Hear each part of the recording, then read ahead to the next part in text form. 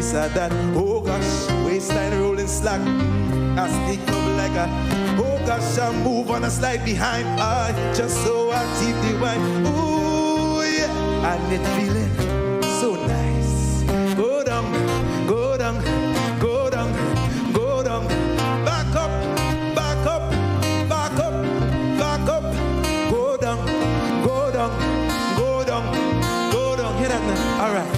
Stick it, stick it, stick it. Atifa wainana.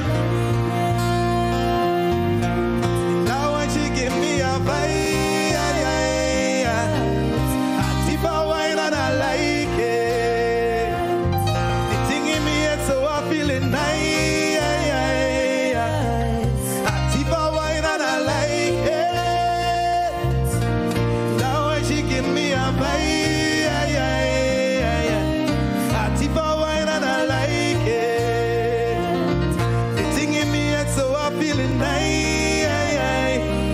Go down one more time. Go down.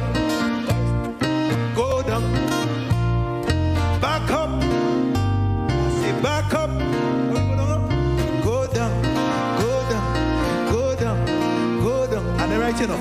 Stick it, stick it, stick it. Yeah. Stick a wine and I like it. Now when she give me a bite.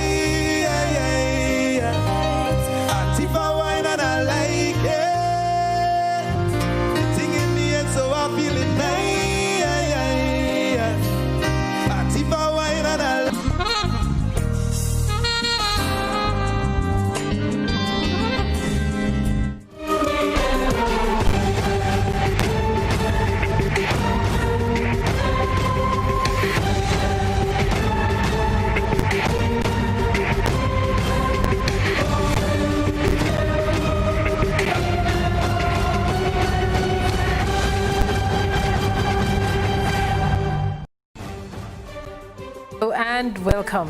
It's Monday. It's that time of the week when we take a look at issues. We take them beyond the headlines. Dealing with headline issues, we can only do a story probably for 2.5 minutes.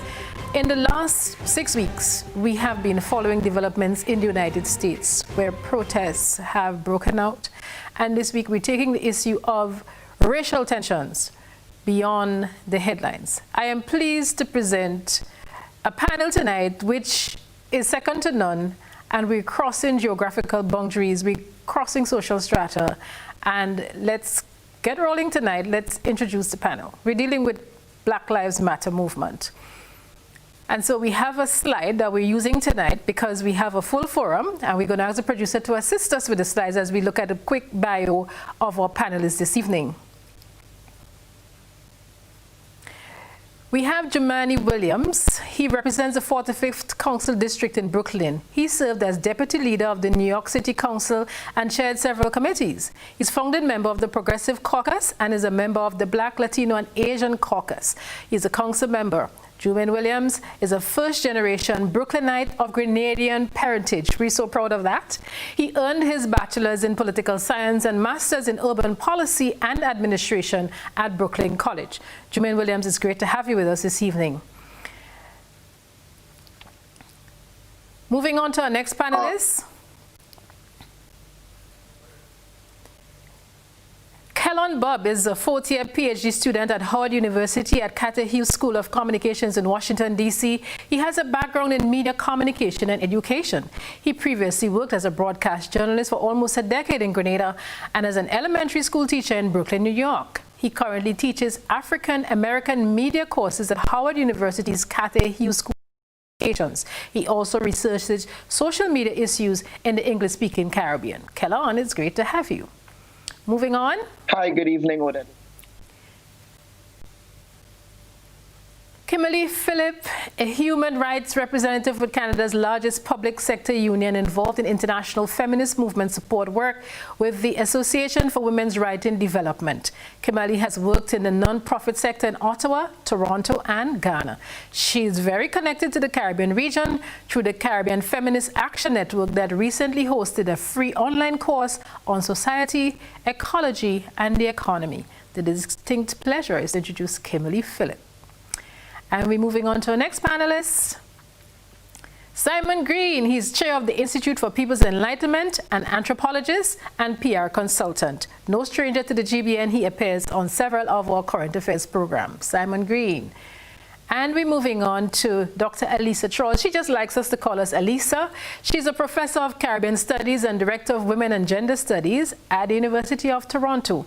She's a member of Red Thread, a women's organization in Guyana, and for the last 12 years has edited a weekly newspaper column in the diaspora in the Guyanese daily, The Stabroek News. Dr. Alicia Trotz. And we're moving on to attorney Dawn Decoteau. She's a barrister and attorney at law, called to the bars of England and Wales, Grenada and St. Vincent and the Grenadines. She is the founder of EMA Solutions Legal Services and Management Consultancy. For years, her consultancy has specialized in equality, diversity and discrimination in private and public sector organizations in the UK.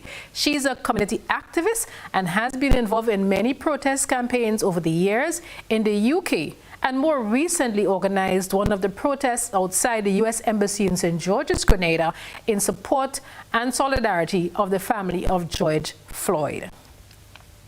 And finally this evening, Eugene Gittens, a sociologist and musician, former Associate Director of the Peace Corps, former Secretary General of UNESCO's office in Grenada. Eugene Gittens, ladies and gentlemen. Malaika Maitland. Malaika has over a decade of experience teaching yoga and was recently recognized internationally as one of 20 yoga teachers of color to watch in 2020. She holds a bachelor's in studio art from Smith College, Massachusetts, and a master's in cultural studies from the University of the West Indies, St. Augustine. Ladies and gentlemen, Malaika Maitland. And that's our forum lineup for this evening. Usually we will have 2 or 3 guests on the program, so we realize we have a very packed schedule and we'll get right into it. Let's start with Jumaane Williams, because Jumaane he's come out of one activity just to spare us about half an hour. I think he has to be leaving us around 9 or thereafter. So Jumaane Williams, let's start with you. We have seen all of these protests in the US in recent weeks, and people are wondering, okay, it was sparked by George Floyd. Where is it heading? And what is the deep issue that we need to see beyond we see people in the streets protesting? Jumaane? Thank you so much for having me on. Just one quick correction. I left the council roughly about a year ago. Now the public advocate of the city of New York. It's a citywide position. I'm actually the highest black elected official in New York City and the second highest after the mayor and the public advocate. So just wanted to correct that, but thank you. All the rest was right on point. As you mentioned, a lot of people have been in the streets, I guess roughly for about 3 weeks now. And yes, George Floyd might have been the catalyst for this particular one. But you know, anyone who focuses solely on policing and police violence might be missing the forest for the trees. And so it's first of all been amazing to see people all across the globe saying Black Lives Matter, when just a few years ago people were hesitant to even say that. And I always want to make sure we keep in mind that many of the people out in the streets have been in their houses for the past 2-3 months, dealing with a pandemic that disproportionately affected Black and brown communities because of systemic inequities. And then on top of that, they were dealing with Breonna Taylor, who was shot and killed in her house, Ahmaud Arbery, who was shot by some vigilantes, I guess, while he was jogging. And then George Floyd, too much. And quite frankly, we in this country have been using policing to address so many issues that if we addressed, we actually wouldn't need police force. So we always say, what does public safety look like? And in communities where they have access to safe and quality housing, where they have access to actual safe and safe medical care and mental health facilities, where they have access to quality education, access to jobs, that they can put healthy food on the table, public safety looks a lot different. We sadly have been using policing, which is actually just an acute solution for acute problems, to fix complex problems. That is where a lot of the abuse comes from. It's actually unfair to the police officer, but totally unfair to the communities where police are sent in to solve the problems that so many agencies have been falling. And those problems are based on systemic inequities, particularly around race, that have been here from the inception of the country. What this now is, we hear the clarion call, Black Lives Matter. And what's the real message the movement is trying to get out when you say Black Lives Matter? You know, it's interesting. Some people still want to respond to that with all lives matter, which makes no sense at all and is actually disrespectful. Everybody knows that all lives matter. We didn't say that all lives didn't matter. We were just saying right now we need to focus on Black lives. Someone had a great statement maybe a couple of years ago that if you went to a event or a function where they were talking about, say, breast cancer or protests or prostate cancer, you wouldn't respond and say all cancer matters. You would focus on what is actually going on. And right now, when you look at every statistic, Black people in the country are at the bottom of that strata. And I believe they are there because the systems are set up to have them there. And so when you look at who's incarcerated, when you look at the fact that Black maternal mortality rate is higher than anyone else simply because people do not believe Black pain the same way, you will see this is why we have to say actually Black Lives Matter, because it looks like it doesn't. And then when you see people killed unarmed by people who are paid by taxpayer dollars, and they seem to be that seems to be happening with impunity, with people not being punished, then you have to say Black Lives Matter. Show us that it actually does. And so I've seen people responding with a whole host of things. I've seen executives, even in this city and the state, failing to respond in a way that is real. As a matter of fact, the governor of the state of New York, Andrew Cuomo, passed some bills, which I think are good, but in fact, they should have been passed years ago. And one of the things he recently said is, you won, there's no reason to still protest. And that's just amazing. There's a lot of reason to protest. And there's a lot of things that have to be corrected. Because again, we have to redefine what public safety is in certain communities. And that is not just every time we equate public safety with policing alone, we're going to have a problem. And so that's what we have to address. And that's what we mean when we say Black Lives Matter. And before I cross over to other panelists, I have a question. I've been thinking back and looking back to the MLK era. And I've seen in the last 20 years when other Blacks were killed. Why all of this attention now? Why is the world paying attention? We've seen this fuel across Europe, in the UK, in Brighton, for instance, on the weekend, where I studied for a year. I was shocked to see the transformation of the seafront. Tens of thousands of people gathered on the seafront. Why is this garnering so much attention now? Why did it take George Floyd's death? As I mentioned before, I think it's a confluence of different things. And it does feel a little different this time when you have NASCAR saying that they're no longer going to fly the Confederate flag. That's a huge thing. It may be symbolic, but I don't think it would have happened. And we also see an increasing amount of white allies who are out there screaming Black Lives Matter. Until the people who benefit from the system of privilege that is here really get involved and start pushing it, it might be hard to tear it down, reminding folks that you don't actually have to be a racist or a bigot to continue on a system that is based in bigotry. You might actually be, so we never take it off the table, but we have to be clear that you don't have to be to continue pushing forward, because none of us are responsible for the system of privilege we were born into, but all of us are responsible for the system that we give to the next generation. And I think the fact that people witnessed, and first of all, the coronavirus does not discriminate. So we want to lift up the voices and the pain of everyone in every socioeconomic sphere. But we do know, and I think it was clear to everyone, that it was disproportionately affected Black and brown communities, especially Black communities in this country. Like, that was clear to be seen, and there was no way to get around it. And that happened because of systemic inequities that if we had dealt with before the coronavirus came, we wouldn't have seen the disproportionate impact. And then on top of that, being home for 2 months, 3 months, and on top of that, video after video, Breonna Taylor, as I mentioned, Ahmaud Arbery, you barely have time to deal with the trauma of one And then you get to George Floyd and the grossness of that on video, to see the man who killed him kneeling on his neck for 8 minutes and 46 seconds. Everyone should try just to be still for 8 minutes and 46 seconds, and you see how long that actually is. And the man who murdered him staring at the camera, daring someone to do something as if he knows nothing will happen to him. So I think it's a combination of those things that have made this such a focal point.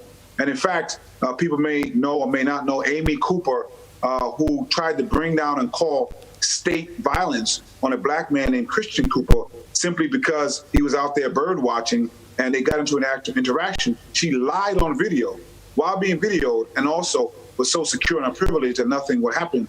That was another video that I believe helped push people to understand what's really happening here and that we have a real problem with racism. And that happened in Central Park. And 31 years ago, something else happened in Central Park. There was a woman who was brutally raped. And instead of finding the person who committed that horrific act, the folks at that time found any black and brown people they could find, later called the Central Park Five, now called the Exonerated Five. There was a person who took out a full-page ad in a local paper saying that those men should be murdered, they should be executed. Even after it was found that they were not guilty, that man said that they were guilty of something. And is now the president of the United States of America. And that adds another layer of where we've been in the past 30-something years. And so I think it's a perfect intersection of a lot of things that are going on right now, that we have this spark that people are finally seeing in a different way. Like, hey, this system is real, and we have to dismantle it, and we have to push forward with equity and justice. Thank you so much, Jumaane, for sharing those points of view, and I'm really hoping that you can make a phone call and tell the folks at your other event that you need to stay here for a little while longer. Let's go to Eugene Gittens. Eugene, you have lived in the U.S. and you've worked there, and I hear a lot about the fear that black boys, black young men, black men as a whole, black people face when they walk the streets. How real is that?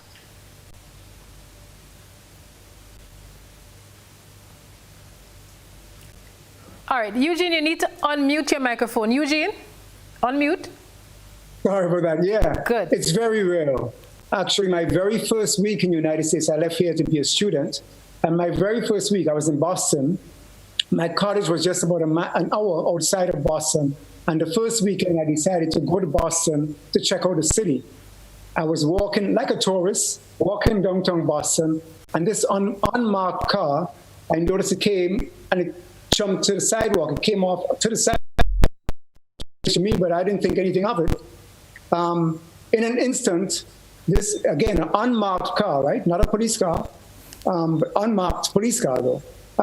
This guy jumped out of it without a police uniform, plain clothes, and he shouted somewhere up against the wall.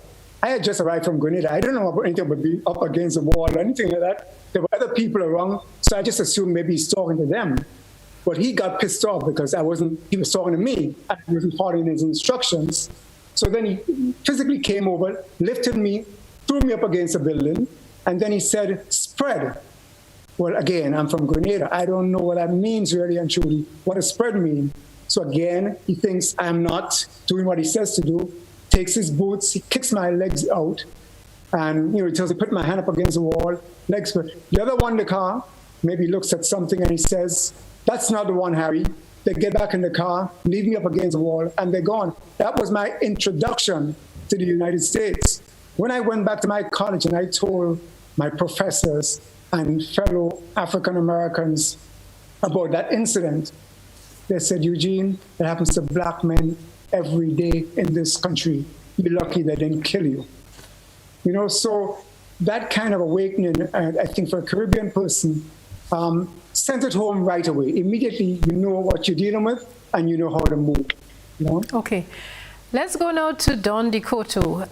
Don, you are of Grenadian lineage, but you have your global background, and we have seen this crisscrossing the globe now. It's happening in Europe. We've seen some of the protests in Italy, and especially in the UK. Your thoughts, what's running through your veins? What's running through your mind now? Well, I think what we are really seeing as a result of George Floyd's murder is a combination of or a catalyst of inequalities that have, come together at this time. And I think people have just had enough. I think one of the things Jumaane said earlier is it's the public health inequalities, yes? And the public health inequalities in the United States are the same within Britain, the United Kingdom and Europe. We have the same health inequalities when we look at where we are with the coronavirus. Our people have died at a disproportionate rate than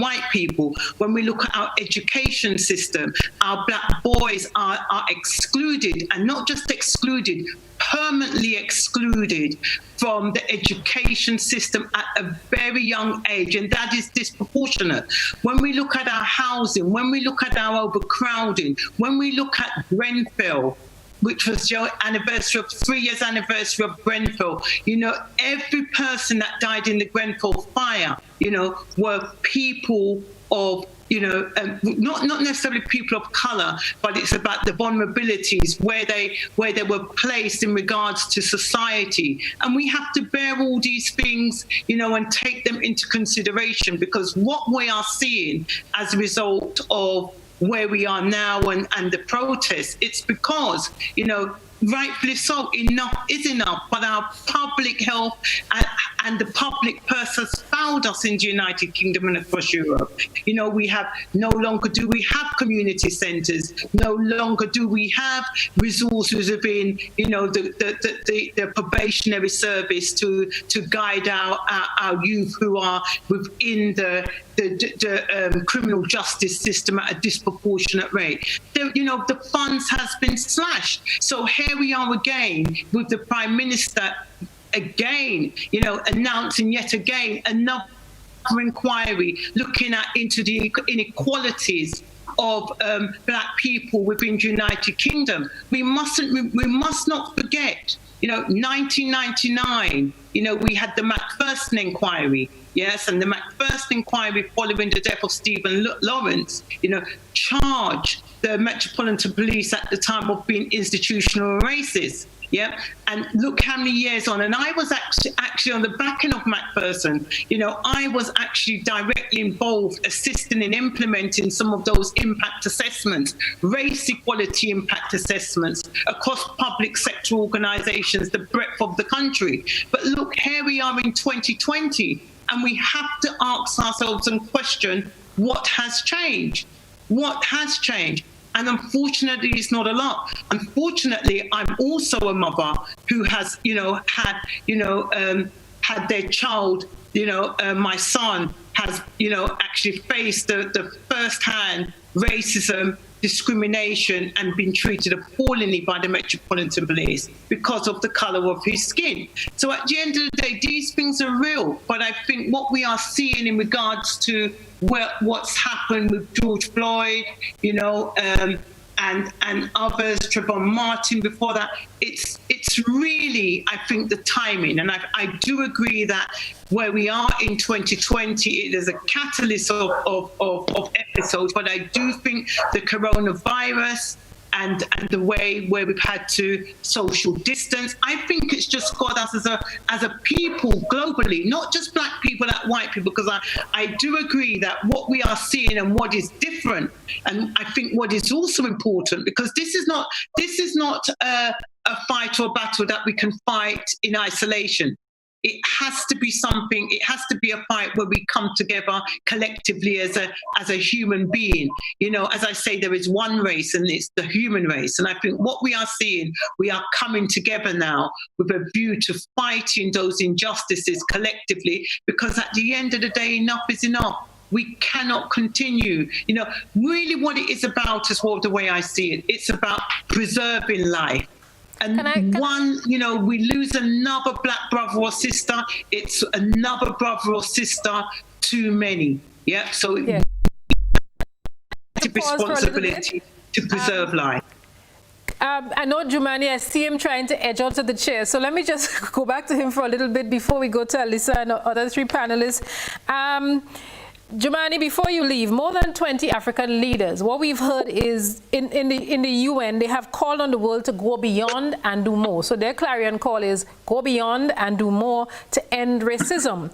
How realistic is that? And do you think one day we will live to see the end of racism? MLK said, you know, that he was up at the mountaintop and he thought he was going to see a black president, and it has happened. Will you see, do you think in your lifetime you'd live to see an end to racism? You know, I think there's an ideal we all have to work toward. And I think our job is to bring the world to the next generation a little shinier and cleaner than we found it. And I think that's the thing everybody can work toward. Human beings collectively do some terrible things, and we have a way of categorizing ourselves and sadly identifying groups of people as other, no matter where you are. And so we've seen in the Middle East and even in parts of Africa, people who look the same and who have the same, going back lineage will divide each other up. That's a hard thing to legislate, and it's a hard thing to fully change. What's interesting about racism is that in that system, it's easy to identify where somebody belongs within the caste system that's set up. So you see someone walking down the street, or the person who just spoke about his first interaction with the United States, you can look and see, okay, I don't have to figure out anything else. I can just see the color of your skin and know where you belong in the caste system that has been set up here. I think the UN is right to push forward. If I'm not mistaken, I believe this year was supposed to be the year of the African, or the year of the black person. I'm not sure that the globe has felt that. The system that's been created in this country in particular, but the globe in general, has been based on the subjugation and oppression of people who have melanin in their skin. That's just a fact, whether it's from slavery all the way to now. You look at migrants in countries where there are people who usually have more melanin in their skin, black and brown, are doing the jobs that nobody produce at cheap prices, and helping economies and industries be able to do things, but it's based on very cheap labor, and in some places still slave labor. And so a system that's based on that is going to continually push back on and changing the system. So I always say, we're not trying to reform a broken system, especially not here in the United States. That system is working how it was designed to work. It's operating very well. We are trying to lift up that system, replace it with a brand new one. And that's what makes it so different. And so I am a firm believer in the ideal that we need to reach, but I'm also a believer in understanding what our job is. And our role as we are here is just to make this place a little bit better for the folks who are going to come after, and they can take the baton like we took the baton. And that's what I try my best to do in my capacity here, even going back as an organizer. I'm a very big believer in Kingian nonviolent protest, but I always want to make sure that I don't confuse that with peaceful protest. Sometimes there's a confusion. I just want folks to really push forward in nonviolent protest, but Dr. King was an agitator. He was a disruptor, and sometimes and very often you have to disrupt the status quo. There's actually no other way to make the change that we want to see. I'd love for someone to point out how people pushed back on oppressive policies, how people took power away from people who were abusing certain people without disruption, without agitating the status quo. It just doesn't happen. And so I would always be wary of people who question how people protest before they question what it is they're protesting about and how we address it. And Jumaane, two quick things, because I know you've got to leave. You have Grenadian roots. One, we want you to give a shout out to the people in St. Andrew. And also, we understand that you might be a mayoral candidate in New York, so Grenadians in New York should start getting those pencils out. Just those 2 points you can brush off. I'm very proud of my Grenadian heritage, Spice Island, all in my blood. Shout out to my dad, may he rest in peace, Sotez and Guav. Shout out to my grandmother, who was a kayak. And shout out to my mom, Patricia Williams, and my sister, Janine Williams, who I think are listening from under the cocoa in paradise.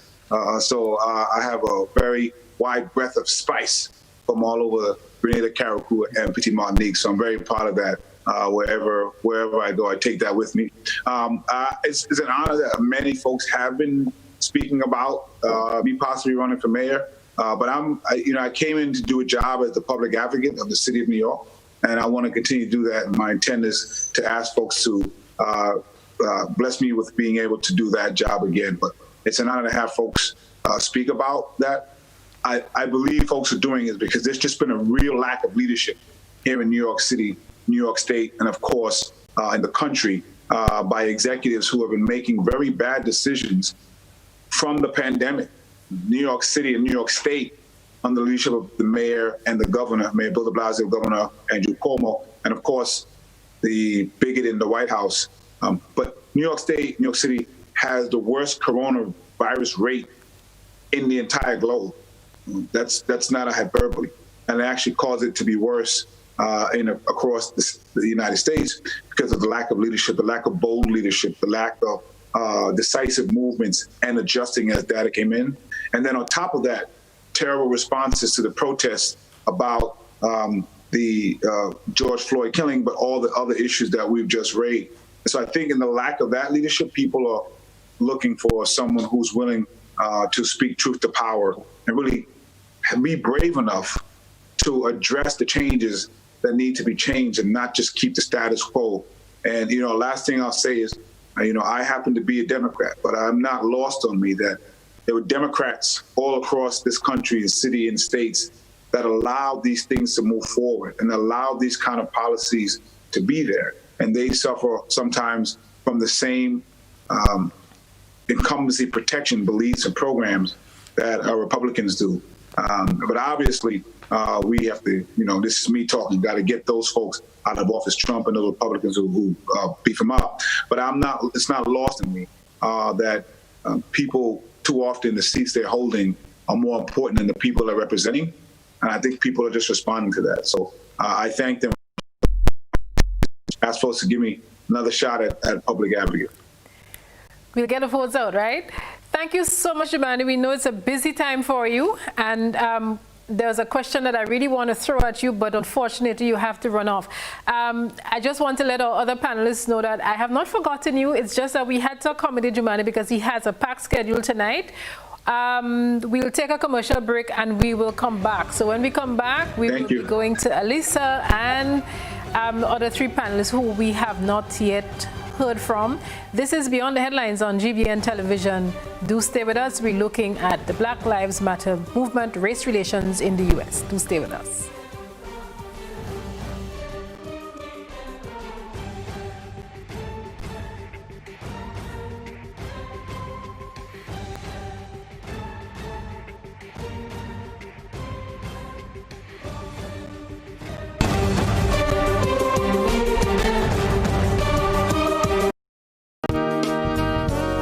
It's new, innovative and classy, and it cut above the rest. Your one-stop shop for bathtubs, kitchenette, customized doors and windows, and even a new paint job. We also sell quartz and solid surface countertops. At M&N Hardware, we offer best prices, excellent service, efficiency, and reliability. Visit us at Dusty Highway, Grandin, St. George, or call telephone number 440-6757. M&N Hardware, from foundation to roof. Let's build together. Dear customer, please help us limit the potential impact of COVID-19. If you have cold, flu, or COVID-19 symptoms, please postpone your visit to Grenlec and ask someone you trust to do your business for you. We recommend using online banking to make payments, available through Co-op Bank, Republic Bank, and FCIB. You can also use check drop boxes at each of our locations. For bill balances and other information, call 237. For additional support, email customersupport@grenlec.com. If you choose to visit, you may have to wait outside because of the social distancing requirements. Our service may be slow, so please be patient with us. Have your account number handy to expedite service. Wishing you, your family, and employees health and wellness at this time. Total is one of the world's largest oil companies with a top quality line of lubricants. Total Lubricants has a full product line from passenger cars, motorcycle, heavy industrial equipment, mining, trucking, agriculture, and manufacturing machines and vehicles. Total Lubricants, winning championships in motorsports, including Formula One and World Rally Championships. Total Lubricants are available at all Rubis service stations, leading automotive shops, and distributed by Huggins. Moms are always special. We give them teddies, hugs, kisses, chocolates, perfumes, and jewelry. All the softer things in life. But for Father's Day,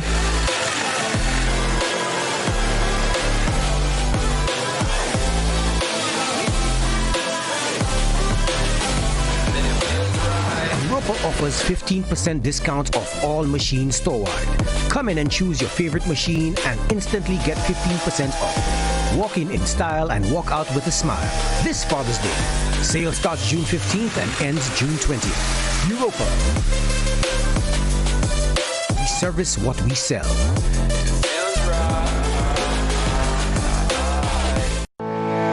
Communal, we are adapting to meet the changing needs of our shareholders and members. Times are changing, and with the changing times comes a whole new way to do business. Our parents may have done their banking a different way. Communal's state-of-the-art online banking and international debit card allows members to do business with great ease. It's like literally having a branch in your very own hands.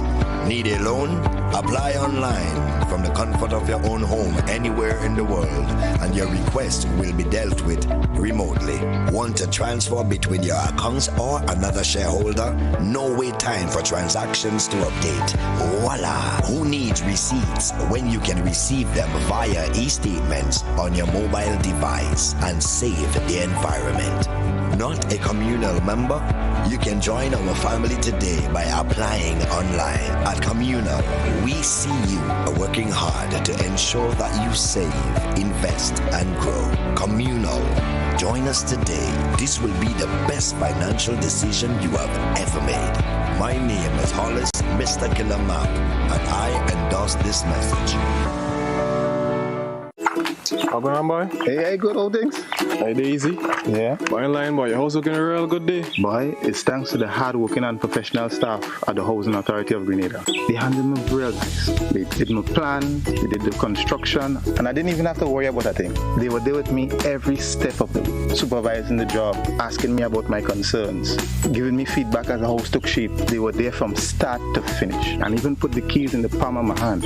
I give them an A++ for customer service. Oh, it's people from housing bad, boy. Boy, not bad. Excellent. If you're thinking about constructing your home, why not consult the Housing Authority of Grenada?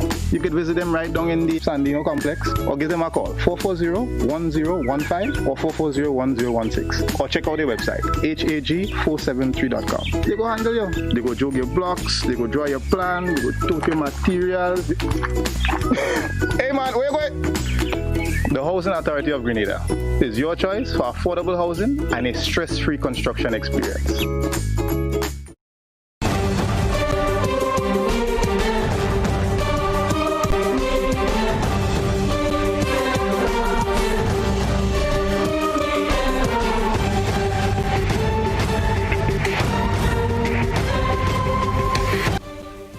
Welcome back to Beyond the Headlines. Tonight we're looking at race relations, and it doesn't just stop in the United States of America. It's becoming a global movement through the Black Lives Matter movement.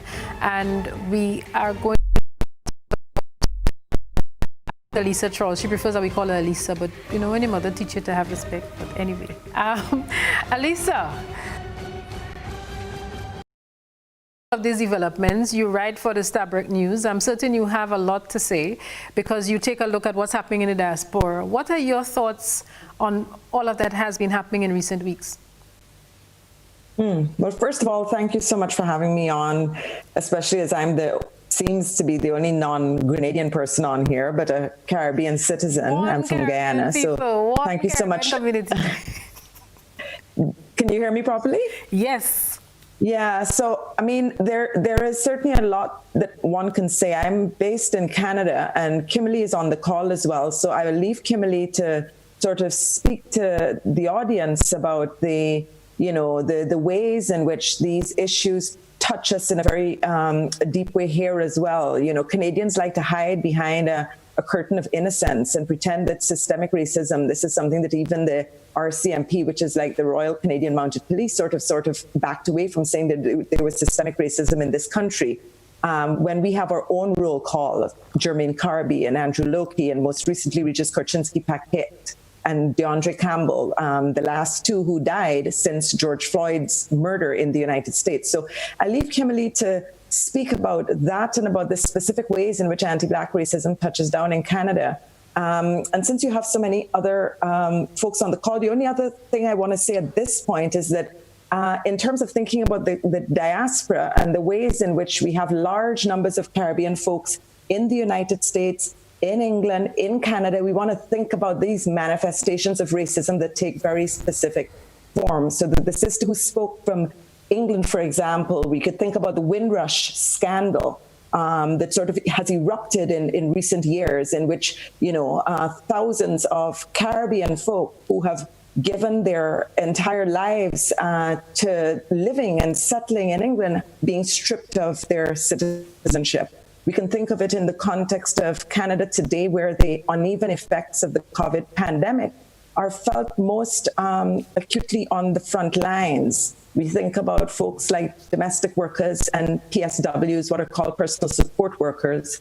There's a direct connection between that and histories of Caribbean women's migration to this country as domestic workers. We can think of the temporary migrant workers, the farm workers who are coming as we speak tonight from Jamaica, for instance, where they're being made to sign waivers absolving the Jamaican government of any responsibility if they get sick or die, if they come here to work on farms. And already 2 Mexican farm workers have died on farms here because the housing and living conditions, even before the pandemic, were so atrocious. So I think that there's ways in which we can think about the Caribbean diaspora, both here, but the last little point I want to make is also about the ways in which we can make connections between here and there. And so when we think about what does it mean to talk about Black Lives Matter, and what does it mean to talk about anti-Black racism more globally, and what does it mean to begin with the eruptions that have happened as a result of the awful video that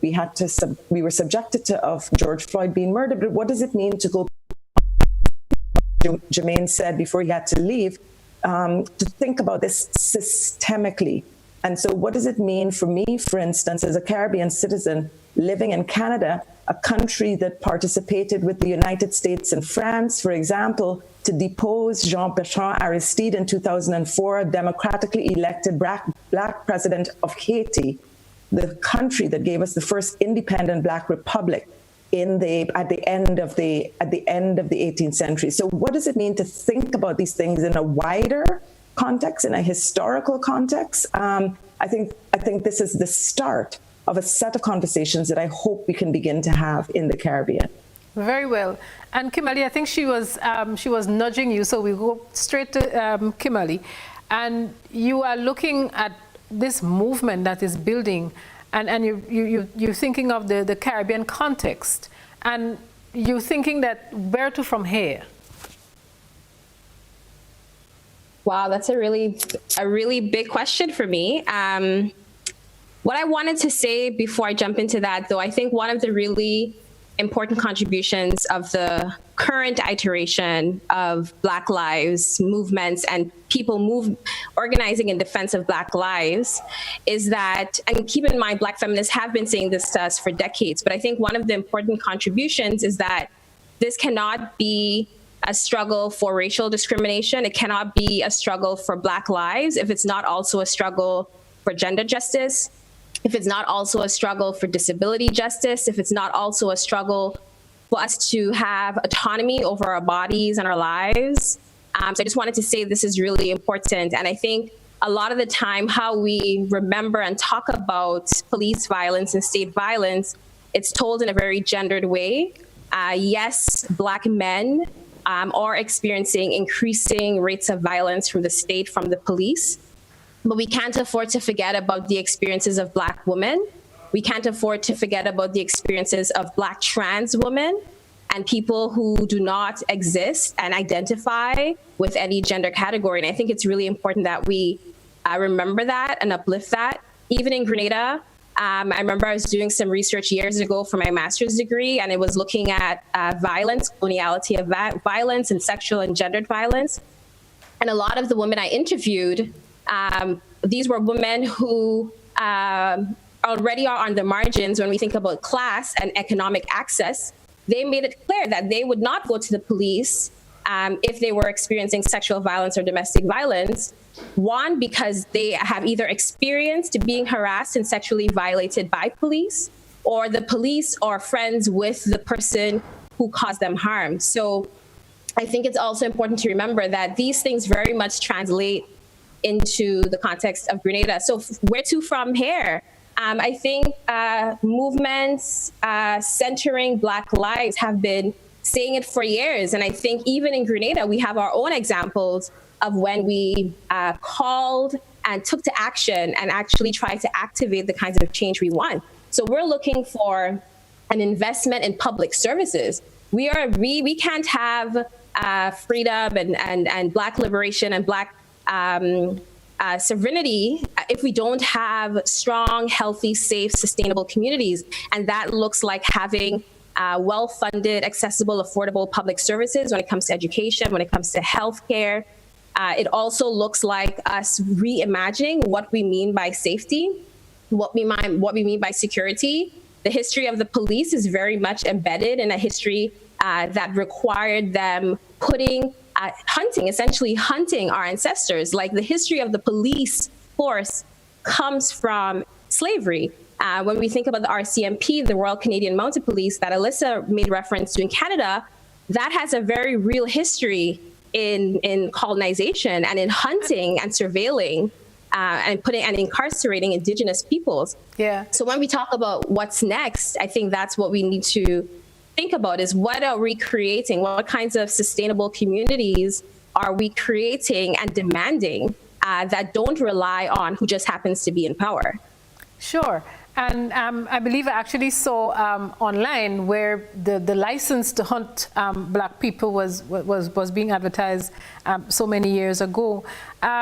We know we have 3 people yet to jump in. Historian, we have Simon there with us, and we also yet to hear from Kellon Bubb and also Malaika Maitland. Malaika, so as a young person, based on what we've seen on your bio, you believe in peace, and you're seeing all of this protest, and some of it has turned violent. We go back to Martin Luther King, who did not support violence.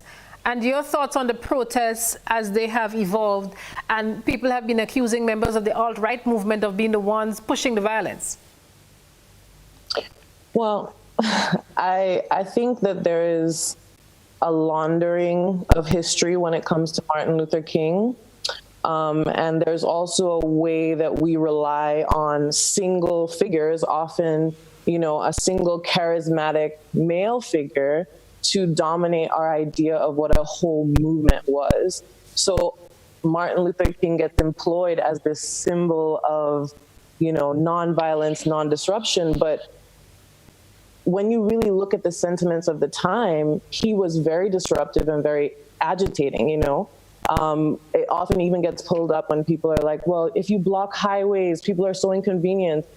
Selma was all about creating disruptions in people's lives so that we have to stop and we have to take stock. And I think, there has been this groundswell. It is this perfect storm of tension because people have been under quarantine, because that has exposed the way that our system is deeply flawed, very much in relation to race and gender and sexuality, but also this system does not serve but a tiny percentage of human beings on this planet.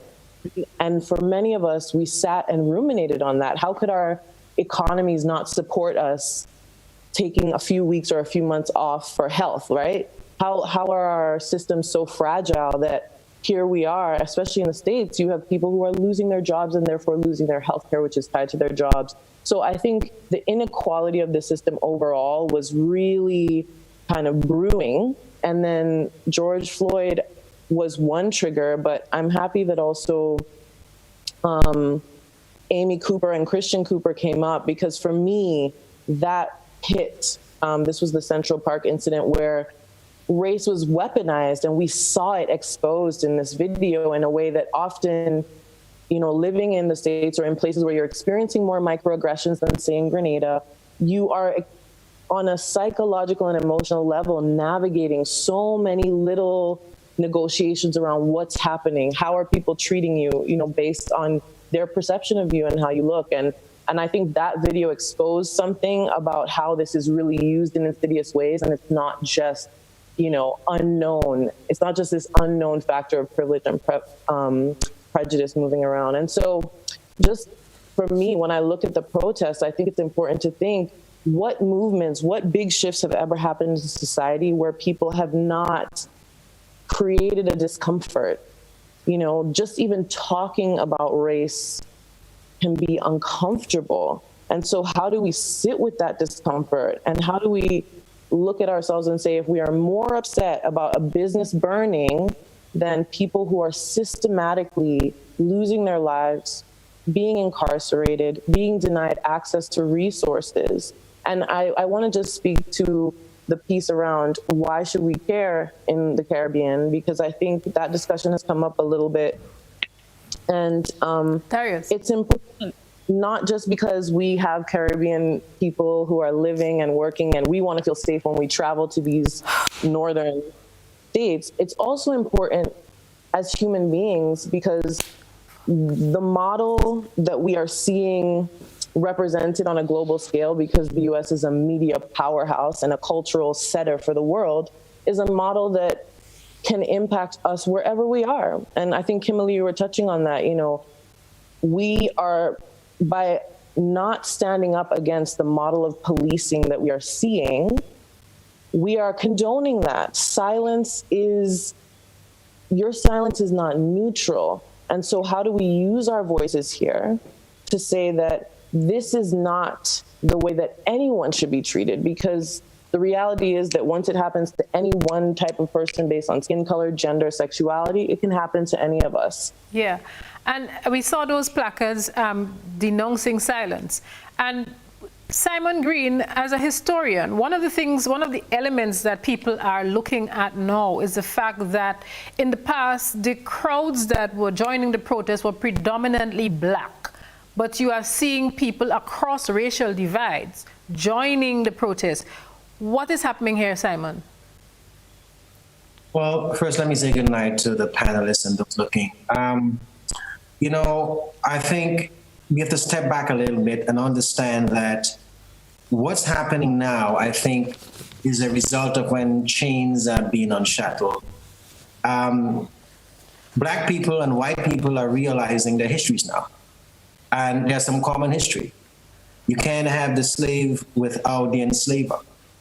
And now you have generations of persons who were descendants of slaves and descendants of slave owners really starting to dismantle this fiction that was written in the past, especially about America.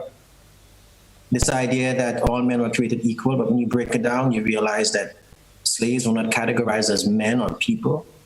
Our ancestors were categorized as property.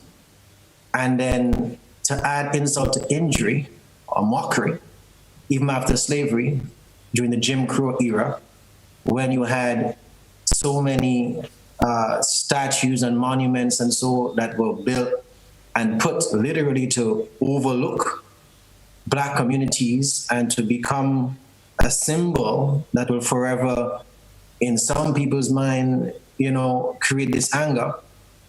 And some of us walked around almost oblivious to it. We had no idea as to, you know, what they represent. And not until we begin to understand and read. Simon, can we fast forward, because I'm looking at the clock and we're at 9:30 already. Can we fast forward to look at the coming together of people across racial divides? Oh, certainly. I'm getting to that. My point is this, that, you know, together we have the nation of, you know, blacks and whites now understanding that they have a common history. And the white people you're seeing on the streets now, finally it has come home to them that they cannot stand on the side and have black people solve, let's say, America's problem or the world's problem when it comes to racism. Racism is not just about black people feeling insecure or somehow feeling terrorized by white people. It's about history that sort of came about. And that, for me, is a positive thing, because it means that finally we are waking up as a people, as members of a human race, understanding that prejudice and racism cannot help anyone. And though you think you may have benefited from it ancestrally or, you know, as a white society, it will come back to you where some kind of redress, some kind of reparations, some kind of balancing must occur. And I think what's happening now in the US is a balancing act. And the protest is simply a manifestation of that. Right. So before we take a commercial break, let me ask Kellon to jump in on this. Kellon, you're a communications scholar. What would you write in your paper? What would you tell students about what is happening now from your vantage point and your perch as a black man trying to make it in Washington, D.C.? We know you've been to New York and you've lived there. Yes, Odette, can you hear me? You should be able to hear me, right? Yes. Can you hear me? Yes. Yes, okay. So to your question, it is important that we acknowledge a couple of things when we think about the history and think about why it's relevant for Grenadians and other Caribbean people to be concerned about these protests. I begin from the premise that the Caribbean and Caribbean citizens have always played a significant role in civil rights struggles and then black liberation struggles in the United States. And we are hermetically attached as a people in the diaspora who are displaced. We have been taken from Africa, right? And the difference between people from the Caribbean and people in North America and people in Europe is a slave ship, right? Where and who we were colonized by.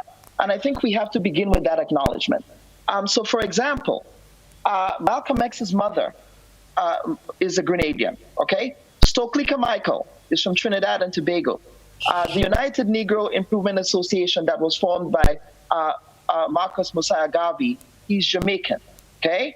And so we have Audre Lorde, for example, who is another black feminist whose dad is from Carriacou and her mom is from Barbados. So I'm saying all of this to say that the so what piece of this is critical, because people in the Caribbean tend to think that this is an us versus them approach, when they have to understand that because you have a flag from Barbados, St. Vincent, St. Lucia, Dominica, whatever it is, when you come to this country, they see you as a black person.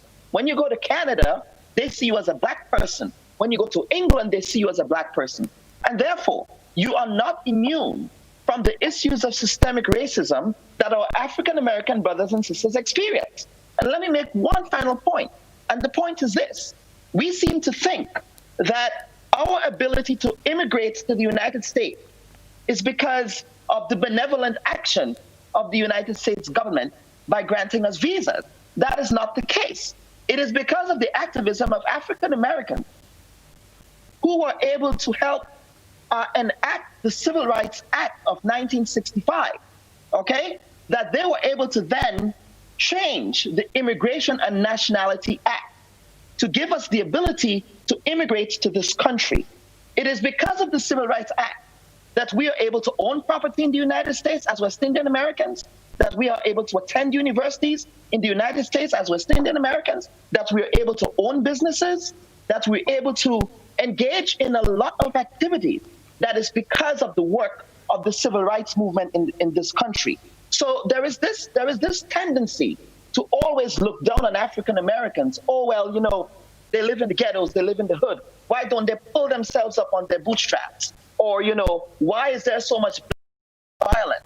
Or, you know, all of these respectability politics tropes, when we have to appreciate that we are here and the roads that we are walking on in this country are paved with the intention, the good intentions of civil rights activists. So in my scholarship and in my work as a media scholar, what I challenge my students to do is to acknowledge that history, especially my Black immigrant students to teach. I encourage them to challenge what they know, okay? And I also engage in a process of unlearning. A lot of the things that we learn about our history. Let me just ask you to hold it there. Can I ask you to just hold it there for 30 seconds? I know you're waxing warm and getting very warm on the subject, but we need to take a commercial break. I want to go to Ms. Decoteau when I come back and ask her what is all of this pulling down of statutes, and to get from our various panelists their thoughts on that. We hear their calls in Barbados for Lord Nelson to come down, and I want to go back to Eugene to take us back to some of his other experience in the US, and probably what we should be telling our children. So do stay with us beyond the headlines, and we will be entertaining your phone calls when we come back. We may have to go beyond 10 o'clock tonight, but we'll see what happens. Do stay with us on Beyond the Headlines.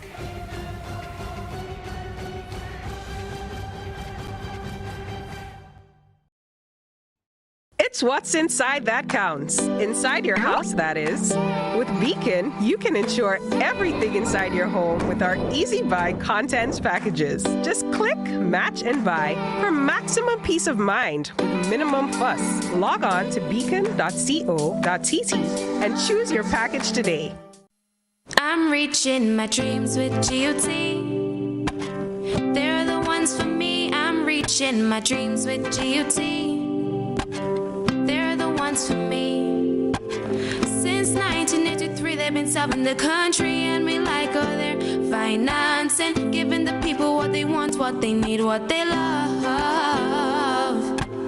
Come and join the family that's here for you all the way, from birth to graduation, your first job to your home and your car through your golden years. The GT Credit Union has been actively supporting nation building through its many sponsorships and programs, including financial literacy quiz, Pass the Torch Calypso program, junior cooperatives in secondary schools, CPEA, and the TAMCC grants. The credit union has helped many people make their dreams come true. Let them help you with yours. You don't have to be a teacher to be a member. So what are you waiting for? GUT Credit Union, it's where you belong. Total is one of the world's largest oil companies with a top quality line of lubricants. Total Lubricants has a full product line from passenger cars, motorcycle, heavy industrial equipment, mining, trucking, agriculture, and manufacturing machines and vehicles. Total Lubricants, winning championships in motorsports, including Formula One and World Rally Championships. Total Lubricants are available at all Rubis service stations, leading automotive shops, and distributed by Huggins.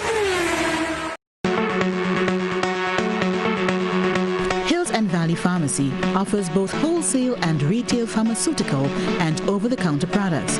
We have the most competitive and affordable prices.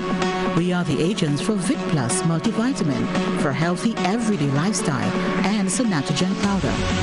Hills and Valley Pharmacy supplies the best quality, name brand clinical products such as Rescue Oil, Bio Oil, Neutrogena, Aveeno, and Clarisil. We offer the most convenient opening hours. Our telephone numbers are 435-6904 or 6903. Remember, at Hills and Valley Pharmacy, your health is our business. We care.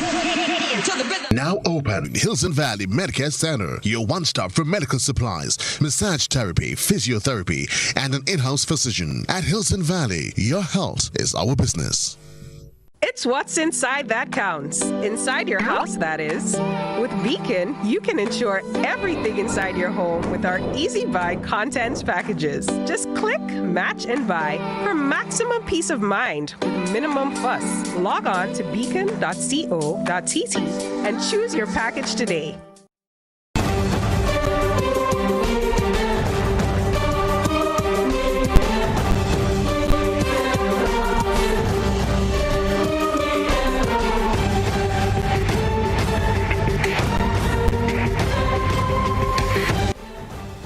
Welcome back to Beyond the Headlines. Tonight we're looking at the Black Lives Matter movement that has been churning in the U.S. and in other cities across the world, looking at race relations. And we have a very diverse panel with us this evening.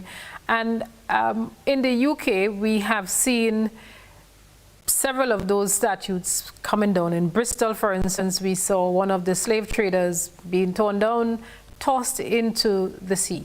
So we want to ask Ms. Decoteau to give us a brief synopsis on what we see happening there with the tearing down of some of these statutes. And in Barbados, we're hearing that they should tear down the Lord Nelson as well. Let me just ask our guests, though, to try and keep the answers to at least a minute so that we could get several rounds, everybody, and because we have callers already trying to get in on the program. So if we could ask you to just keep it short and snappy so we could get as many points of view in as possible. So, Ms. Decoteau, what are your thoughts on the statutes? Well, I think in regards to the pulling down of the Edward Colston statute, I think it's very difficult, I would say, to sort of really address this in any detail in 1 minute. But one of the things that we have to recognise is, and some of the issues and some of the points that I'm going to make, have already been mentioned by the panel. But one of the things you have to always look at the context here. Yes, the abolition of slavery was 1833. Yes. The statue of Edward Colston was actually erected in around 1895, some 175 years after his death. Yes, there has been petition upon petition, discussions upon discussions with politicians, with activists to have this statue removed for decades. Yes, and one of the things you have to recognise, and I think has already been mentioned, you have to look at the legacy of slavery and the legacy, as I call it, of the shackles, yes, and what it has left behind, because that's what this is about. You cannot just look at it in isolation in regards to racism that exists today. You have to look at the impact of slavery in regards to where we are with modern day racism.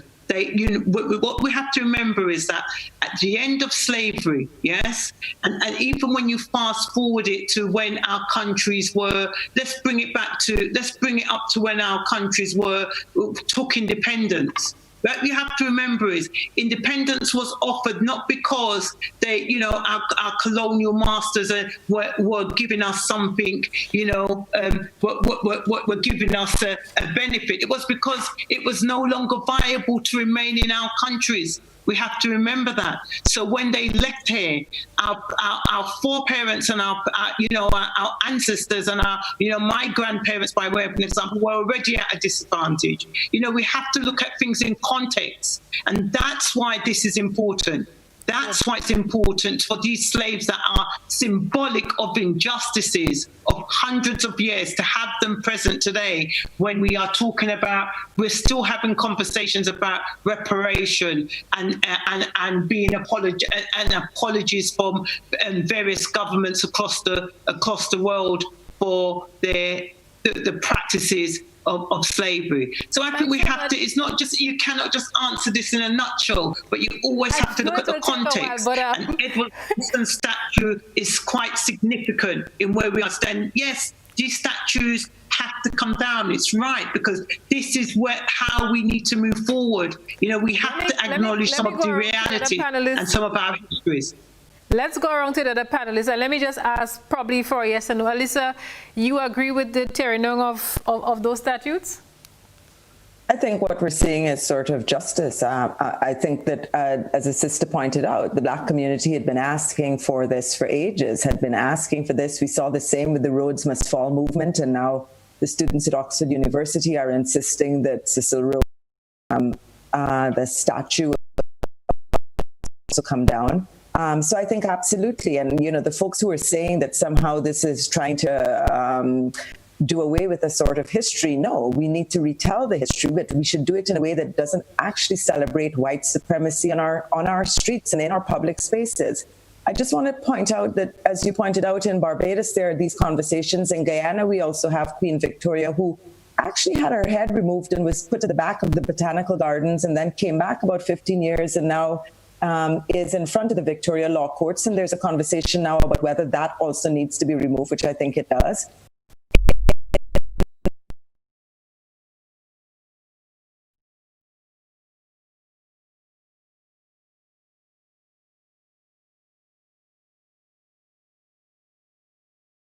The point of view of the enslaved, right?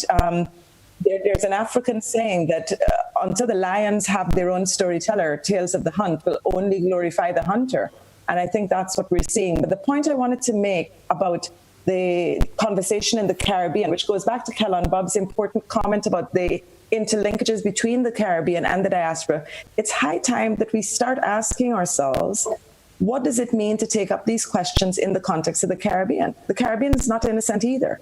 This is not just something that is happening to our Caribbean folk in England, in Canada, in the United States. This is something that we need to think about in the Caribbean as well. We need to think about the weaponization of violence against Black people in the Caribbean. Susan Bogle, a disabled Jamaican woman in her 40s, was murdered or assassinated by a bullet that came from military and police 2 weeks ago in Jamaica. We had the Tivoli Gardens massacre in Jamaica. We have young Black men dying in Laventille in Trinidad and Tobago.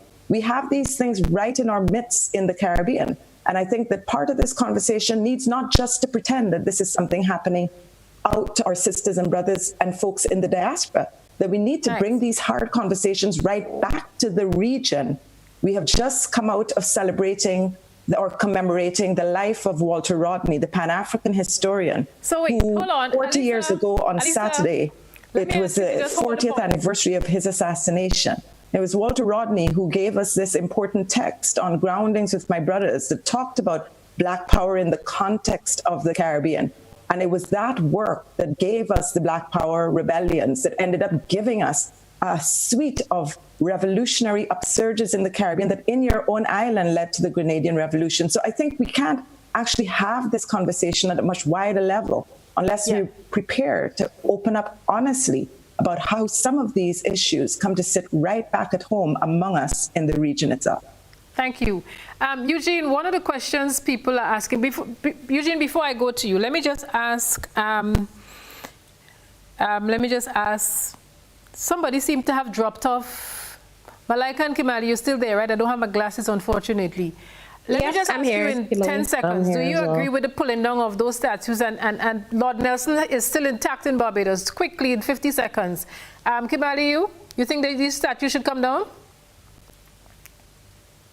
I think they should, but I also think we need to be putting up our own statues. I think we need to be remembering our own revolutionary warriors whose names consistently get lost in the history books and are not amplified. If we look at in our educational curriculum how history is taught, it's told from the perspective of Grenadian people somehow needing saving, somehow not Grenadian people taking control of their own freedom. So I think not only do we need to bring them down, but we also need to be putting up our own statues. How come we have no statues of folks from the Grenada Revolution, yet we have 2 pillars near the airport that were put in place by Ronald Reagan and the U.S. invasion to remember U.S. soldiers? There's a monument near the airport for Cuban people, Cuban warriors, Cuban soldiers, Cuban comrades who came to assist in our revolutionary struggle, and it's sort of hidden in the back, and we don't ever talk about that. So in addition to bringing them down, I think we also need to be building our own. All right. Malaika, your thoughts on this? You think these should come down or they belong in history? I think they should come down. Simple answer. Okay, simple answer, they should come down. Eugene, you were talking about your experiences and the shock that you had when you first got to the U.S. For somebody who has a son or a daughter Black in America, Soledad O'Brien, CNN anchor, had spoken about being Black in America. She's of Cuban parentage. What should Caribbean people be saying to their children about race relations and how to probably behave themselves? Yeah, I would say, first of all, you often hear Black Americans talk about having that conversation with their children, especially their boys, how to behave if they're stopped by the police, keep your hands on the dashboard, don't make any sudden moves, etc. We have many students going off to study in the States, etc. Some of them even going to southern parts of the United States, where, to me, racism is more rampant. Tennessee's, Alabama, those places down there.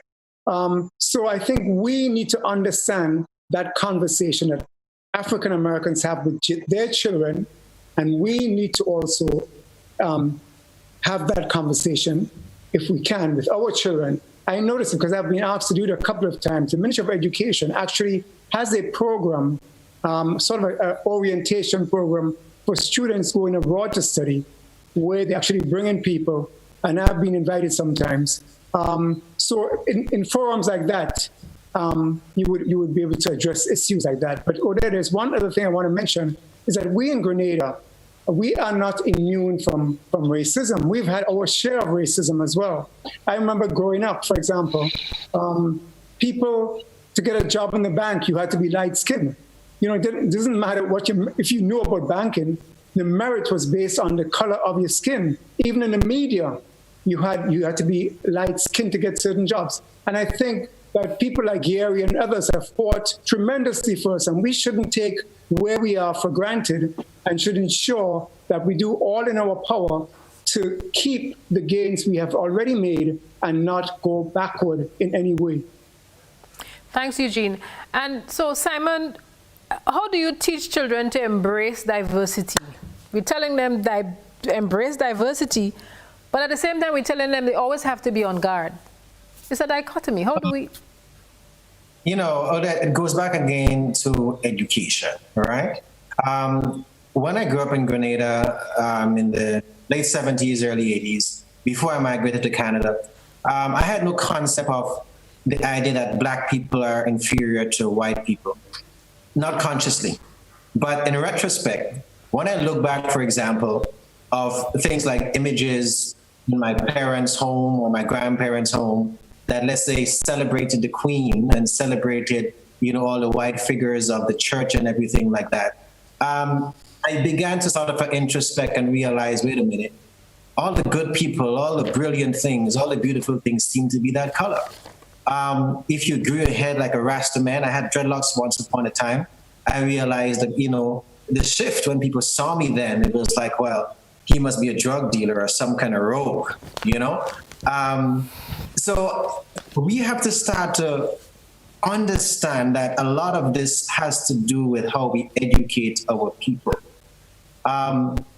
Experience is one thing, going out to North America, but right here in Grenada, as some of the panelists were mentioning, we have a lot of prejudice that we have to start to help our young ones to appreciate, expose them to things. I speak to people, for example, who say to me, this is just for tourists. For example, if I say, let's go kayaking, or let's go to a hotel, or let's go eat at a nice restaurant. Oh, that's for tourists. And the idea for tourists is a white person.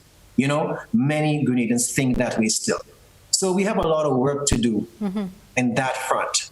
And that is how we're going to overcome this thing. It really starts with us re-educating, reprogramming our minds, and eventually the shackles are going to unfold. Very good. We want to pause for a little bit because we're trying to make this discussion as diverse as possible.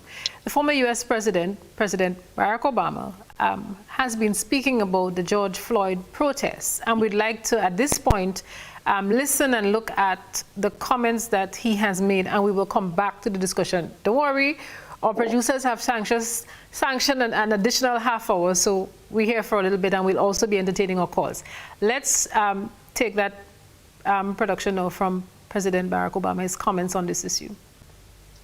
When sometimes I feel despair, I just see what's happening with young people all across the country, and the talent and the voice and the sophistication that they're displaying, and it makes me feel optimistic. It makes me feel as if, this country's going to get better. Now, I want to speak directly to the young men and women of color in this country, who, as Cleon just so eloquently described, have witnessed too much violence and too much death. And too often, some of that violence has come from folks who were supposed to be serving and protecting you. I want you to know that you matter. I want you to know that your lives matter, that your dreams matter. And when I go home and I look at the faces of my daughters, Sasha and Malia, and I look at my nephews and nieces, I see limitless potential that deserves to flourish and thrive.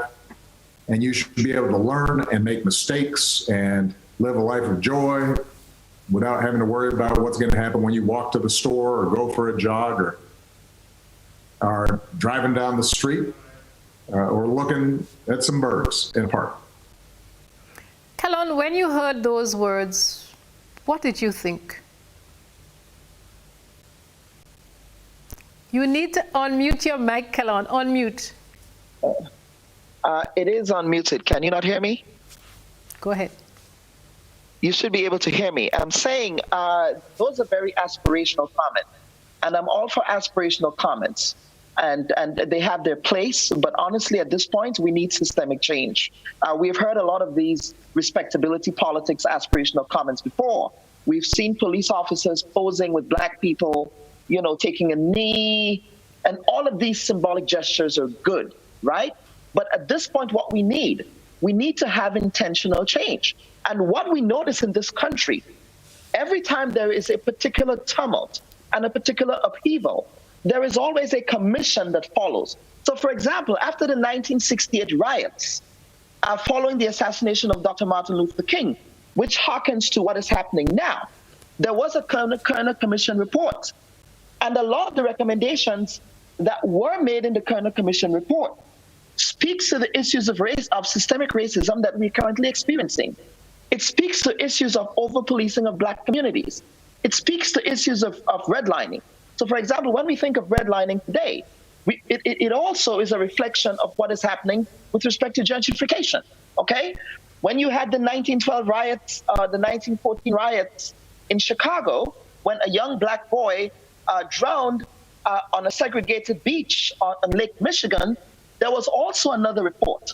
So every time these things happen, there is these aspirational actions that happen without acknowledging that there has to be a very serious and intentional and deliberate dismantling of these systems that have been in place for 400 years, okay? Right, so Kellon, the context of policing it, yes. Stick a pin. So you're calling it aspirational politics, right? It's rhetoric. It's aspirational rhetoric to me, yes. Aspirational rhetoric. Ms. Decoteau, let me ask you, more people are dying at the hands of police because after George Floyd and people thought, okay, if somebody's going to sit up and take note, we saw what happened with Rashad on the weekend. He was sleeping in his car and then things escalated. More protesters are being arrested and we have more buildings are being burnt because when that young black man was shot on the weekend by the police, this weekend, the Wendy's restaurant at whose drive-thru he was in was burned down. Will it end? Well, it will end. Yes, it will end. But I think the issue is it's about, what we will do collectively, to assist in what I would say it's not necessarily about the end, it's the change. You understand? Because what we are protesting for is really to enact change. And as Kellon just said, to remove the rhetoric and actually what we now need is action. And I do agree. You understand what I'm trying to say? Yes, it will end. It has to end. But what I'm saying collectively, what are we, these protests and coming together is about enacting the change. And I think one of the things that I will say with all these protests is that one of the things that I say is that what we have to do, yes, collectively, is ensure that we start actually, explaining and setting out what change looks like, what the clear objectives are. That is critical, because a lot of people are just going on the street because they are angry, and that's right. And we understand that we live in democracies, so they have that, and they're executing their right. But the time is coming, and the time is now, where we have to look at strategically. What is it that we are protesting for? What are our objectives, and how are we going to meet them? Both within our respective countries and across, across the world. And I think that's the critical factor. Good. So, Malaika, I need somebody to talk to me, because I've been looking at all of these things, and I'm confused sometimes, and I'm not certain that I give the right response, because. Yeah, I am very concerned from this very deep place. I had a nightmare last Thursday night because I have a young black brother who may go to live in the U.S. at some point, and I had this bad dream about him being held in cuffs by the police, and I guess it's because I was processing. But yet I sat and sometimes I have this very inappropriate response where, so he was at Wendy's, that's where the incident happened, and they burned down the Wendy's. And I laughed. I'm like, okay, so when will this end? What do you say to people who are trying to process, how do I respond to this? Malaika? Well, I think that's an important point, because one thing that doesn't get talked about in this, in the conversation about racial justice is the psychological and the emotional trauma that has been passed down for generation to generation. We in the Caribbean come from the same legacy of slavery that the U.S. had, and we have the honor of living in a black nation, predominantly black nation, which gives us a different experience. But the reality is, my grandmother's grandmother essentially was an enslaved person, somebody who was held without any sense of her humanity. And the kind of psychological work that needs to be done for people to even be able to enact that violence on another human is one thing. But for those of us who are coming down the line, and we all know what it's like when we have a family member who has anger and pain and hurt in their just personal life story, and the way that they can treat us, the kind of treatment that we have had for generations is yeah, it makes me emotional, because I think that one thing that is happening in our communities around the world is that we are not being offered these therapeutic services to really look at what are the ways that trauma is impacting us. And like you said, dreams and these things, and I think a lot of us have experienced some really high highs and low lows as these new revelations are coming each day about the advancements that are happening because of protesters. But my advice would be to take a moment to really reflect. We're all on social media. We're all taking in a lot of information. It can feel like we're trying to stay up to date, but we can also be really triggering our nervous system. And sometimes that's just not productive. So it is important, especially as those of us who experience victimization or who have to see people who look like us being tortured or killed, we really have to check in with ourselves and make sure we're making the space to care for ourselves and to pull back when we need to, and to check in with loved ones when we need to, and also to choose not to engage. I think a lot of times the burden of social change is on the backs of people who are being victimized systematically. So I love seeing right now that there is more interracial movement, that other people are showing up and doing the work because the work is theirs to do. Yeah. All right, thanks. Kimalee, just before we toss the break, what are you saying to your black brothers, your cousins, your nephews, your black brethren who are living in North America, living in Europe? Well, what am I saying to my black friends and sisters and brothers and cousins? And I think, again, I'm trying to bring back in that gendered lens because it's so important.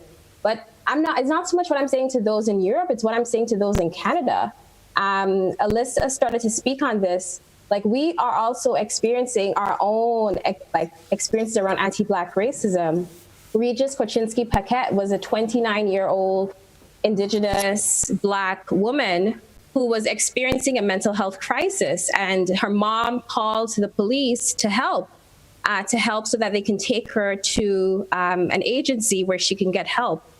And the police were in the home, and Regis's body fell 24 floors down and was laying on the lawn for hours. For hours. The police who were there in the home left the scene. That's not the first incident of Black people dying suspiciously when the police are around. And a lot of the people who are experiencing mental health crises, whose family members call on the police to help intervene, unfortunately end up dead. Over 50% of the people who have died while the police were in their presence were experiencing some kind of mental health crisis. So I think the point that Malaika started speaking about earlier is really critical. So what I'm saying to the people who are in my communities, who look like me, who are people I know and others I don't know, is one, we cannot get through this alone. So it's really critical that we find ways to sit and process, but to also redirect that energy into community spaces where we can organize. I am part of a solidarity network here in Toronto, the Caribbean Solidarity Network. And so we do our own individual healings, and I'm really benefit to be able to access a healthcare system where I can have a therapist, where I can have someone who's like a healer. All these things are really critical. Otherwise, I'm not going to get through this. And I'm doing that individual work. And then on top of that, also putting in time to help build the kinds of social movements that are going to see and advance the kind of transformative change that so many of us have been struggling for so long. So I think that's what I would say to them is definitely find ways. Like, I think we all need to create our circles of support, find out who you can rely on, make sure that you're addressing that pain and trauma that Malaika started to speak on. It's so critical. And it's not always just coming from what we are experiencing in this moment. It could be things that have been passed down from our parents, our grandparents, and so on. But on top of that, on top of doing that real important healing, organize. Ask yourself, how can I be in service to the movement? Perhaps it's writing, perhaps it's doing art, perhaps it's making music. You don't just ask yourself and ask folks around you, how can I be in service? So that's what I'm saying to folks that I care for. Very good. We will take our final commercial break and we'll come back and get ready to wrap it up. We have some more points of view that we want to get from our panelists this evening. This is Beyond the Headlines, looking at Black Lives Matter, race relations in the U.S., looking at it from a Caribbean perspective. Do stay with us. We'll be right back as we get ready to wrap up the dialogue this evening.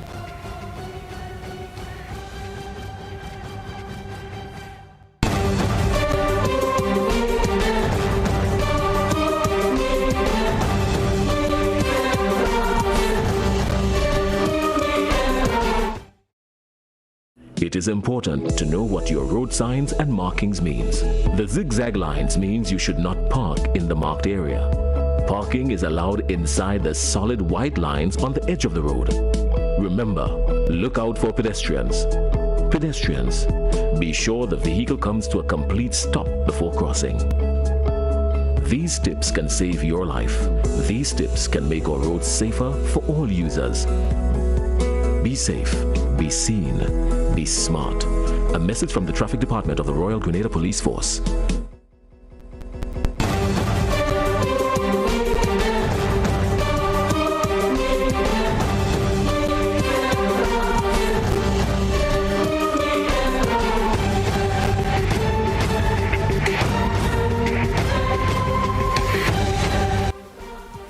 Welcome back to Beyond the Headlines. We're looking at race relations, Black Lives Matter, and the movement that is traversing the world.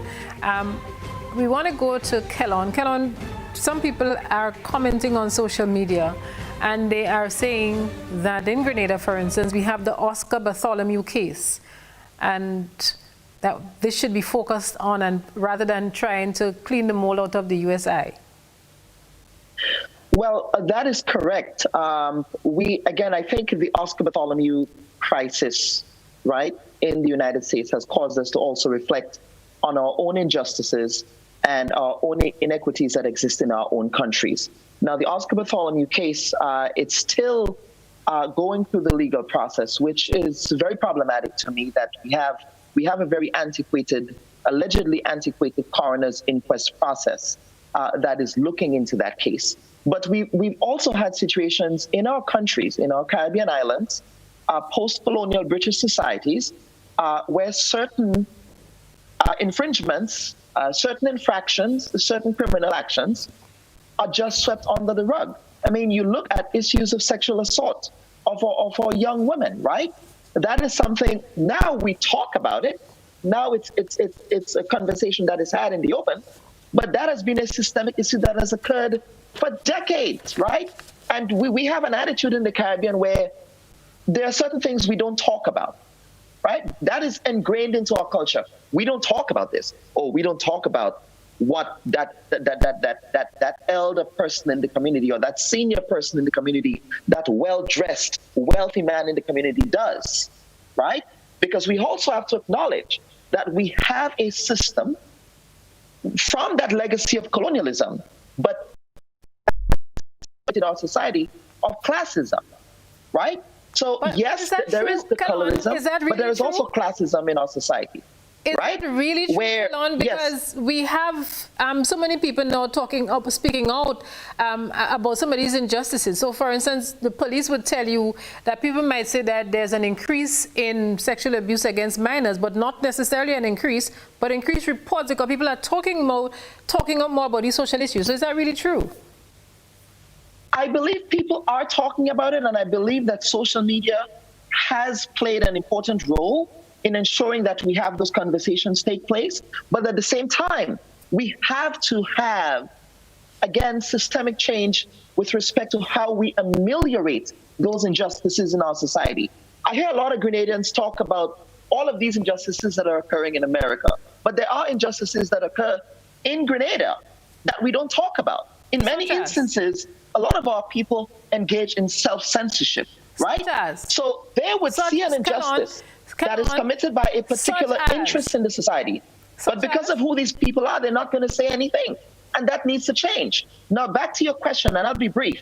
With respect to I know we're out of time. With respect to the issue of Oscar Bartholomew, I wrote an article in the Now Grenada publication about 5 years ago. And I called for there to be some kind of independent commission that would independently investigate instances of police abuse. Right? Now, I may be stand to correct that I'm not a lawyer, but I think it is important that whenever we have instances of police abuse in places like Grenada, that law enforcement should not be investigating law enforcement, right? There has to be, I'm not too sure what, again, I'm speaking from a place of just common knowledge of our laws. I'm not a lawyer, so I would be, right. I'm subject to stand corrected. Matters before the court, Kellon, we don't want to get correct, and I'm not getting into legalese, but the point I'm making is people have to be held accountable. Let me ask our panelists, and we're going to go around the quadrant, and we're going to start with Simon. Simon, the Black Lives Matter has gone global. What can we in Grenada and the rest of the Caribbean learn from this as we go through the quadrant to get our final closing thoughts this evening? Simon? Well, the bottom line is that we have to be the agents of change, and it starts at home. We can't be outing fires in faraway places when our backyards are burning itself. We have to do some more introspection, whether it's, the prejudices against people of a darker skin complexion, whether it's classism, whether it's issues to deal with sexism. We really have to address that. It's really sad that it takes major issues outside for us to, let's say, wake up. But it's a good thing that now it is now forcing us to look internally. So the struggle has to continue. It's not a struggle that we only can just talk about. We have to pressure our lawmakers, our politicians, those who create and change legislation to create the environment for us to have more civil, living.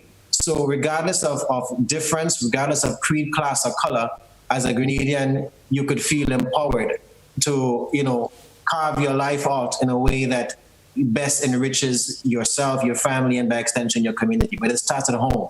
Okay, good. Kimalee, your closing thoughts this evening? Yeah, I mean, I think a society is judged based on how it treats its most disenfranchised. And this is a tricky one in the context of Grenada, but I think we need to think about who are the people that we have forgotten about and who are the people that we consistently judge, like if they do experience some kind of state violence, incarceration, police violence, we kind of say, well, they deserve that. And I think the people I'm thinking about in particular are our prisoners, and that's a tricky one. We have so many cases of incest in Grenada, and yet maybe the person who is accused or charged with incest might make it to jail. And if they do make it to jail, what are the rehabilitation programs that are happening? So if we put someone away and we're not actually actively intervening to see how we can make sure that they don't repeat the behavior or that it's disrupted, because pedophilia is a disorder, right? So how do we interrupt the behavior? And then we put them back into society. We're not really addressing the core problem. So I think we need to think about how we are treating the people who are most disenfranchised, the people who we see on the streets who we just kind of say, oh, they belong to the gang, they just waste man, they're just chilling on the corners, they don't deserve justice. Are those the ones who are probably experiencing more police violence and we just don't know it? Because again, who are they to society? I also think it's important that we think about who is training our police forces in the Caribbean.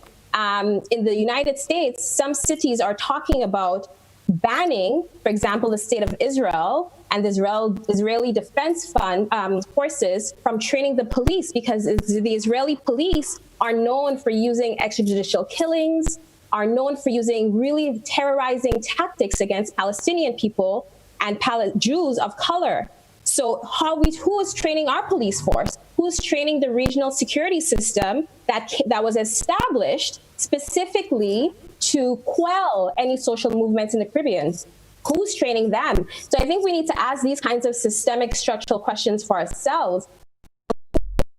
Hold up the people who have engaged in harmful acts, but how do we just throw them in a prison that was built for 115 and currently houses more than half of that? What's happening to them? So I just wanted to throw that out because we didn't have time to really get into a lot of these important pieces. But to me, that's what I'm left with thinking, and I'm hoping that we start having those conversations as well. Sure. Malaika, your closing thoughts, lessons learned, lessons to be learned? Yes, well, I also just want to respond to what Kimalee said, because, being here on the ground, Spice Harmony Yoga, we ran a program in the prison for years that was a yoga therapeutic program. And we've taken a step back in this country because administration has changed in the prison. And it seems like there is no longer emphasis on rehabilitation. And I think that's a very good question we have to ask. I think the lessons that we need to learn in looking inward are exactly what has been mentioned before. Who are our most disenfranchised and vulnerable? How are they overrepresented in certain aspects of our society? Are we investing only in tourism, or are we investing in being sustainable and producing our own food, especially with the wave that we know is coming now? And having a look at what are the ways that we can, one of the person in the comments talked about CPE, Center for Popular Education during the Revolution. Where are these resources and books? Well, that was part of a global, a global look at the way that the US doesn't care about Black lives anywhere. And so we need to think about what are the resources that we are empowering our children with? Are we only showing them images that are seeing them as less than, or are we making sure to be really specific about investing in the vision that we have for them in places like the Grenada Community Library, for example? So I think it's important that we are looking at the fact that we need resources within our communities for alcohol support, drug rehab, mental health facilities. These are what allow our communities to thrive. Okay, good. Ms. Decoteau, lessons learned. How do we move forward? Closing thoughts. Well, I think what I would concentrate here on is how we move forward, yeah? I think we do have to look at where we are positioned. Obviously, I'm here in Grenada. And I think what we have to do, one of the things, there are several things. I think we have a responsibility to empower, okay? Because there are so many of our young people here in Grenada who are not empowered for some of those reasons that we've already mentioned, lack of resources across the field. And I think that is critical. We need to encourage persons to speak out. Yeah, when they do experience an injustice, we do have to encourage them to speak out and not just brush this under the carpet, because I think that is fundamentally important. And another thing that I see regularly here in Grenada is those that believe that they are entitled and privileged. We have a duty and a responsibility to actually challenge them when they come with their perceived entitlement and privileges. And these are persons, of white people. These may be our Tories. These may be white persons who are citizens or indeed white Grenadians. But this really niggles me. This issue of entitlement and privilege. And I think this, is something that within the Caribbean islands, and it's not just here in Grenada. Yes, it's Barbados, it's St. Kitts, it's the majority of the islands. This is what those of us who are in a position to really start making change, to challenge, that's what we can do. Thank you so much. Eugene, the closing words, final thoughts are yours. Lessons learned, where do we go from here? I would say, we should all know our history, because those who, it's a cliche statement, but it's so true. Those who don't know the history will be forced to relive it. So it's very important that we know our history. And it's also very important that in any way we can, we support our African-American brothers and sisters in their struggle right now. They have supported us in ours. And I think they have already begun making gains out of the struggle, and there are lots more that will be made once we keep the momentum going and we support them, give them the support they need. Thank you very much wholeheartedly to all of our panelists. We know that two of our panelists had to leave us. Jumaane Williams did say so, and Alicia Trotz, she also had another engagement. We want to thank you sincerely. I just want to respond to Isaac Opie Joseph. He says, sorry, Odette, but you have ignored us in Texas. I'm sorry. We would have really liked to have expanded the panel further. But we've seen what has happened. We had to go beyond the regular scheduled time to accommodate as many perspectives as possible from the panelists that we've had. So next time we promise we're coming to Texas and we'll get your voice in on the debate. To all of you who sent us feedback, comment on the social media platforms, we do want to thank you sincerely. So to all of our panelists who rallied with us until this hour, we want to say a very special thank you. I extend sincere thanks to Janelle McDonald, who did all of the liaison with you fine people, and we just want to say God bless you. So long for now. We'll see you again on Beyond the Headlines. Can I get a final parting wave, please? I'm just here in the studio by myself. Can I get a wave? Bye, everybody, and God's blessings. See you again sometime. Kellon, we'll talk.